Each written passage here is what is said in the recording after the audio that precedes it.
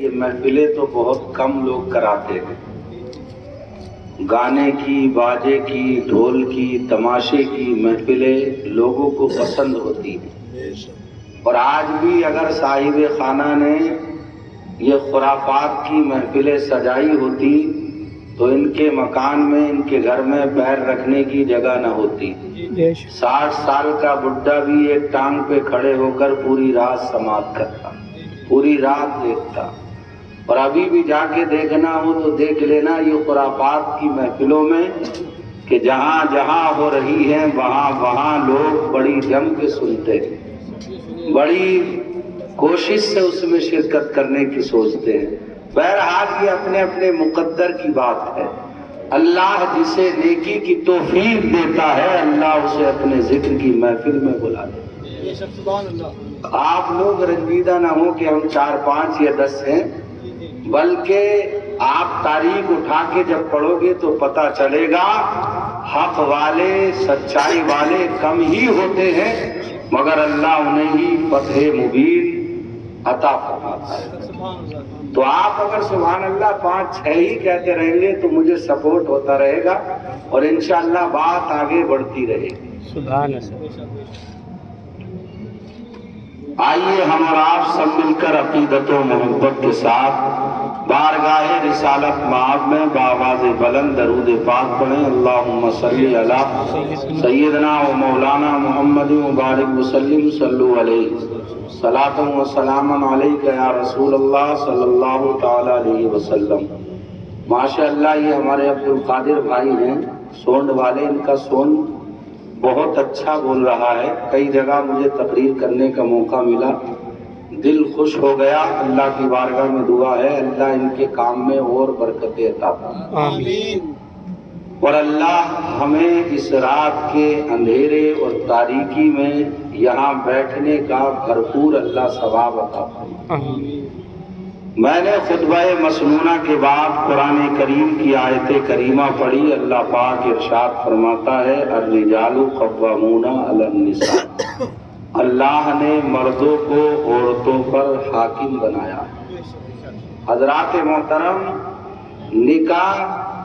یہ اللہ کے حبیب علیہ السلام کی سنت ہے، اور سرکار کی ہر سنت میں بے پناہ حکمتیں ہیں اور بے پناہ برکتیں ہیں، کیونکہ نکاح صرف ہماری خواہشوں کو پورا کرنے ہی کا ذریعہ نہیں ہے، ہماری لذتوں کو پورا کرنے ہی کا ذریعہ نہیں ہے، بلکہ اللہ کے رسول کی سنت کی برکت یہ ہے کہ اللہ نے اس نکاح میں بے شمار برکتیں اور بے شمار بیماریوں کا علاج بھی اللہ نے اس میں رکھ دیا ہے۔ حضرات محترم عزیزان ملت اسلامیہ، مگر آج آپ دنیا کا جائزہ لیں تو جو رخ ہم نے نکاح کا رکھا ہے، جو رخ ہم نے شادیوں کو دے دیا ہے، وہ رخ نہیں ہے شادیوں کا، وہ جو ہے اسلام کا اس سے کوئی تعلق نہیں ہے، بلکہ اللہ کے حبیب علیہ السلام کی زندگی کو اٹھا کر کے دیکھو، اللہ کے حبیب علیہ السلام نے ہمیں کیسے نکاح کرنے کا حکم دیا، اور ہم جو ہے سنت رسول اللہ کو اپنا کر فلاح و کامیابی پا سکتے ہیں اور دنیا میں سرخرو ہو سکتے ہیں۔ مگر حضرات محترم، ہماری شادی سنت کے مطابق ہو، ہمارا نکاح سنت کے مطابق ہو۔ جب نکاح اور شادی جو ہے وہ سنت کے مطابق ہوتی ہے تو اللہ پاک اس نکاح میں بھی برکتیں رکھ دیتا ہے، اور اس شادی اور اس گھر والے اور اس کی زندگی میں بھی اللہ برکتیں عطا فرماتا ہے۔ اور جس نکاح کی بنیاد، جس شادی کی بنیاد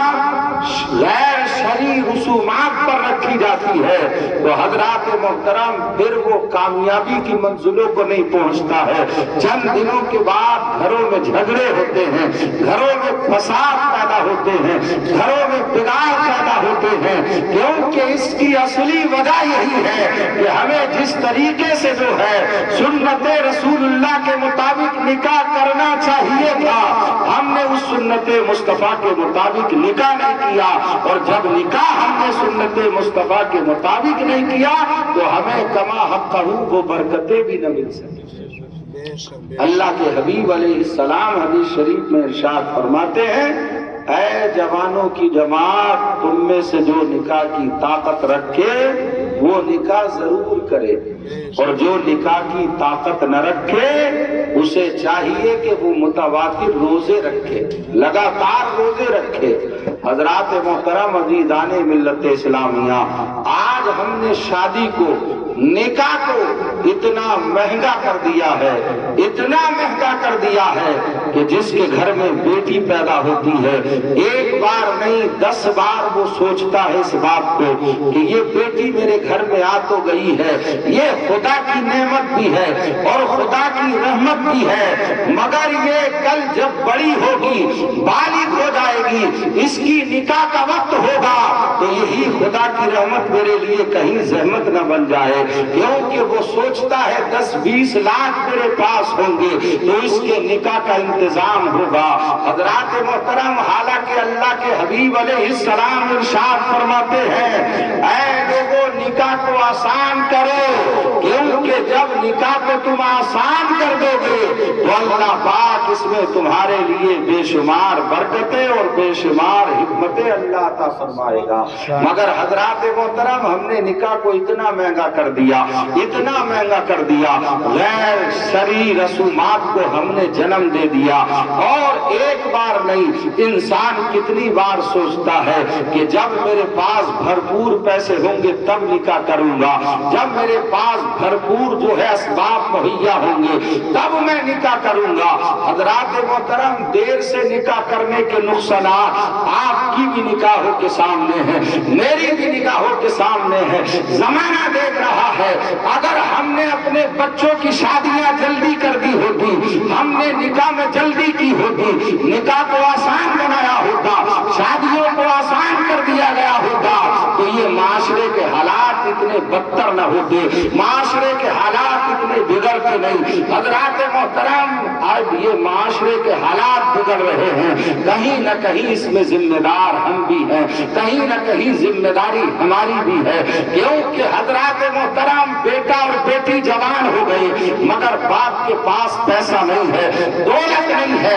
عمر بڑھتی چلی جا رہی ہے، کیونکہ باپ سوچتا ہے جب 10-20 لاکھ کا انتظام ہوگا تو اس کی شادی کے بارے میں سوچا جائے گا، اس کے نکاح کی تیاری کی جائے گی۔ حضرات محترم، عمر بڑھتی چلی جا رہی ہے، اب وہ بچہ یا بچی جو ہے گناہ کی طرف بڑھتا چلا جا رہا ہے۔ اب بتائیے اگر اس نے کوئی گناہ کیا تو اس گناہ کے ذمہ دار آپ ہوں گے یا نہیں ہوں گے؟ آپ بھی ہوں گے اور معاشرہ پورا کا پورا ذمہ دار ہوگا، کیونکہ ہم نے نکاح کو اتنا مشکل بنا دیا ہے، اتنا مشکل بنا دیا ہے، حالانکہ اللہ کے حبیب نے فرمایا ہے نکاح کو آسان کر دو، کیونکہ جب نکاح آسان ہو جائے گا تو برائی کا دروازہ بند ہو۔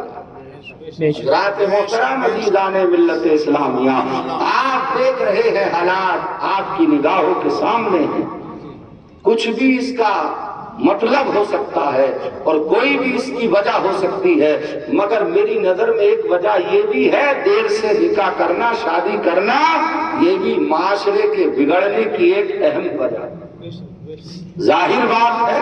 کہ اگر نکاح جلدی کر دیا جائے، شادی جلدی کر دی جائے تو انسان کی نگاہوں کی بھی حفاظت ہو جاتی ہے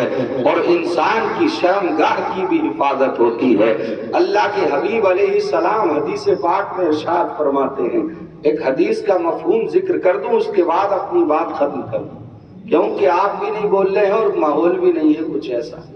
تو ماحول کو دیکھ کر کے بات کرنی چاہیے، یہی زیادہ مناسب۔ تو حضرت عبادہ بن صامت رضی اللہ تعالیٰ عنہ اس حدیث پاک کے راوی ہیں، فرماتے ہیں نبی کریم علیہ السلام نے ارشاد فرمایا، تم مجھے 6 چیزوں کی ضمانت دے دو، میں تمہیں جنت کی ضمانت دے دوں۔ بہت پیاری حدیث ہے، مچل کے بولیں سبحان اللہ، سبحان اللہ، اور توجہ کے ساتھ، خاص کر نوجوان توجہ کے ساتھ سماعت کریں۔ سرکار نے فرمایا تم 6 چیزوں کی ضمانت دے دو، میں تمہیں جنت کی ضمانت دے رہا ہوں۔ حضرت عبادہ بن صامت رضی اللہ تعالیٰ عنہ فرماتے ہیں سرکار نے سب سے پہلی چیز جس کا ذکر فرمایا، سرکار فرماتے ہیں جب بولو تو سچ بولو، جب بولو تو سچ بولو. آج جب تک ہم جھوٹ نہ بولے ہماری روٹی ہضم نہیں ہوتی. جب تک دشار ادھر کی ادھر نہ کرے ہمارا ہاضمہ ہی درست نہیں ہوتا. مگر حضرات محترم ہر وقت سچائی کی جیت ہوتی ہے, فلاح کی جیت ہوتی ہے, اور اللہ سچائی کرنے والے ہی کو فلاح و کامیابی عطا فرماتا. اس لیے جب بولو تو سچ بولو, جھوٹ سے پرہیز کرو. ہم سب کچھ کرتے ہیں اور ہر جو ہے نبی اور ولی کے دامن پکڑنے کا ہم جو ہے یہ نعرہ لگاتے ہیں, مگر حضرات محترم ان حضرات کی زندگی کو آپ اٹھا کے دیکھو گے تو پتہ چلے گا کہ ان کی زندگی میں سچائی ہی سچائی تھی, بھلائی ہی بھلائی تھی, اچھائی اچھائی تھی, اور اللہ نے اسی بھلائی اور اچھائی کی بنیاد پر جو ہے دنیا کو فلاح و کامیابی عطا فرمائی. تو ہماری روٹی ہضم نہیں ہوتی جب تک جھوٹ نہ بولے, مگر مصطفیٰ نے ارشاد فرمایا تم جب بولو تو سچ بولو, جھوٹ سے پرہیز کرو, کیونکہ جھوٹ جو ہے وہ انسان کو تباہ کر دیتا ہے, برباد کر دیتا ہے, اور دنیا میں اسے ذلیل و خوار کر دیتا ہے. اور دوسری چیز مصطفیٰ نے ارشاد فرمائی جب کسی سے وعدہ کرو تو اس وعدے کو پورا کرو, اور وعدے کو پورا کرنا یہ مومن کی پہچان اور مومن کی علامت ہے. سرکار نے فرمایا جب کسی سے وعدہ کر لو تو اس وعدے کو پورا کرنے کی کوشش کرو, اس وعدے کو پورا کرو, یہ مومن کی پہچان ہے. اور مصطفیٰ نے فرمایا ہے اگر تم ان چیزوں کی ضمانت مجھے دو گے تو میں تمہیں اس کے بدلے میں جنت کی ضمانت دوں گا. تیسری چیز اللہ کے حبیب علیہ الصلوۃ والسلام ارشاد فرماتے ہیں اے لوگوں جب تمہارے پاس امانت رکھی جائے تو اس امانت کی حفاظت کرو, کیونکہ اس امانت کی حفاظت کرنا اور اس امانت کو اس کی طرف ویسے ہی لوٹا دینا یہ ایک مومن مسلمان کی پہچان ہے کہ مومن کے پاس جب بھی کوئی امانت رکھی جاتی ہے تو اس امانت میں نہ کچھ کم کرتا ہے نہ کچھ بڑھاتا ہے, بلکہ جیسے اس کے پاس امانت رکھی گئی ہے اس امانت کو ویسے ہی واپس کرتا. سرکار نے فرمایا چوتھی چیز یہ ہے کہ اپنی شرم گاہوں کی حفاظت کرو. چوتھی چیز اپنی شرم گاہوں کی حفاظت کرو, اور شرم گاہوں کی حفاظت کی سب سے بہترین ذریعہ نکاح, کیونکہ نکاح جب انسان کرتا ہے جہاں نگاہوں کی حفاظت ہوتی ہے وہیں شرم گاہ کی بھی حفاظت ہوتی ہے. مصطفیٰ فرماتے ہیں اپنی شرم گاہوں کی حفاظت کرو. اور پانچویں چیز اللہ کے حبیب علیہ السلام نے ارشاد فرمائی اپنی نگاہوں کی حفاظت کرو, اور نگاہ کی حفاظت کے لیے بھی نکاح بہترین ذریعہ ہے. کیونکہ حضرات محترم عزیزان ملت اسلامیہ ہماری نگاہیں کسی گناہ کی طرف نہ اٹھے, کسی غیر محرم کی طرف نہ اٹھے, ہماری نگاہوں کی حفاظت ہو جائے, ہماری نگاہیں محفوظ ہو جائیں. تو انسان کو چاہیے جتنی جلدی ہو سکے نکاح کر لے, نبی کی سنت ادا کر لے,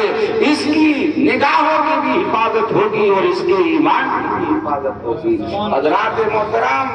چھٹی چیز اللہ کے حبیب علیہ الصلوۃ والسلام ارشاد فرماتے ہیں اپنے ہاتھ کو کسی کو ایذا دینے سے روک لو, کسی کو تکلیف پہنچانے سے روک دے, اپنے ہاتھ کی حفاظت کر لے.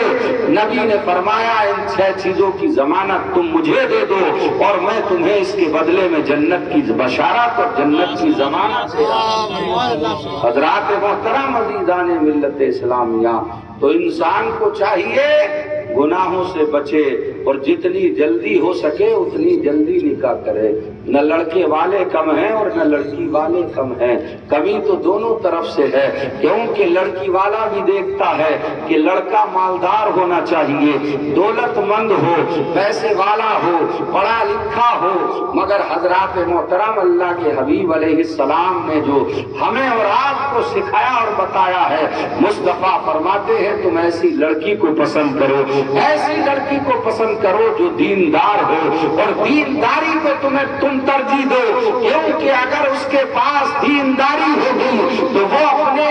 شوہر کے مال کی بھی حفاظت کر پائے گی, اس کے گھر بار کی بھی حفاظت کر پائے گی, اور صحیح معنی میں اپنے بچوں کی پرورش بھی کر پائے گی۔ اس لیے سرکار نے فرمایا ہے کہ تم اس لڑکی کو پسند کرو، اپنی بیوی اس عورت کو بنانا پسند کرو جس میں دینداری ہو، جو نمازی ہو، پرہیزگار ہو، شریعت کی پاسدار ہو، اور اللہ کے حبیب علیہ السلام کے حکم کے مطابق اپنے گھر میں رہ کر اپنی زندگی گزارنے والی ہو۔ حضرات محترم، اگر عورت جو ہے وہ ایسی ہوگی، دیندار ہوگی، تو انشاءاللہ اس کے گھر کا ماحول بھی دین میں تبدیل ہو جائے گا، دینداری کا ماحول ہوگا، سنتوں کا ماحول ہوگا، اور اللہ اور اس کے رسول کی مرضی کے مطابق وہ خود بھی زندگی گزارے گی اور اپنے بچوں کو بھی وہی تعلیم دے گی۔ اس لیے حضرات محترم، اور جب رشتہ کرنے کے لیے جاؤ، بڑی اہم بات آپ کو بتا رہا ہوں، اس کے بعد اپنی گفتگو ختم کر رہا ہوں، کہ جب رشتہ دیکھنے کے لیے جاؤ،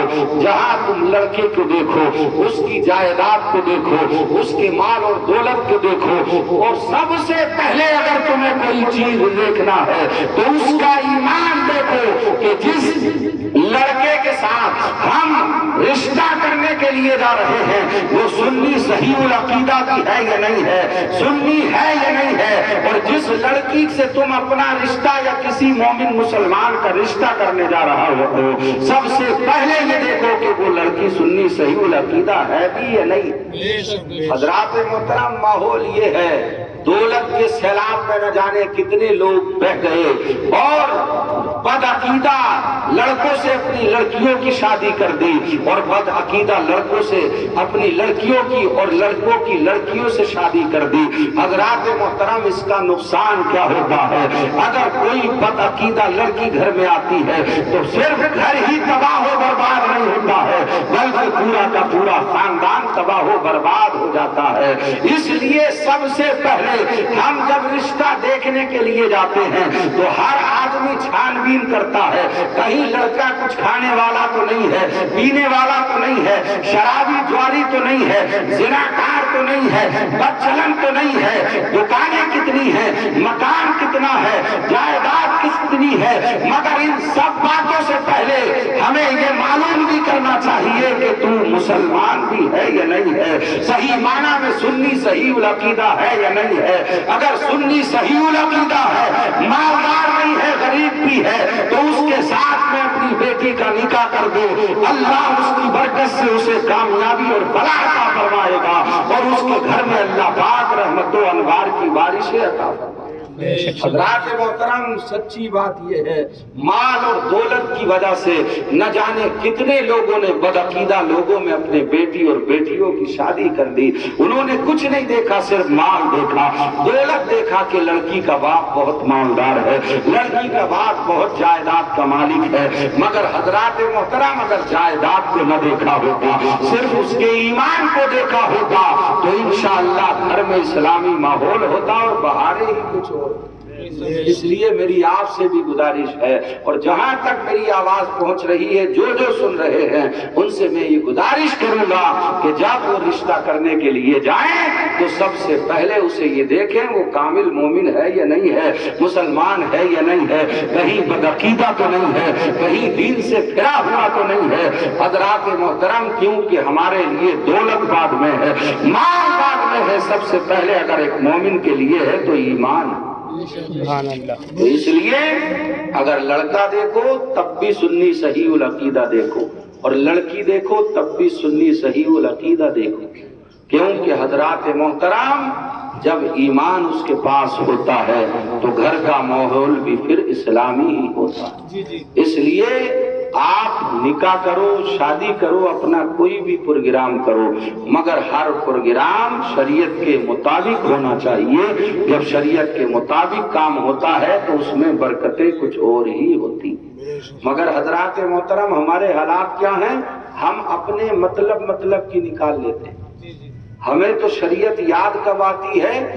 جب ہمارے گھروں پر کوئی جنازہ پڑا ہو، کسی کا انتقال ہو جائے، تب ہمیں شریعت یاد آتی ہے۔ اگر شادی ہو تو پھر ہمیں شریعت یاد نہیں آتی ہے،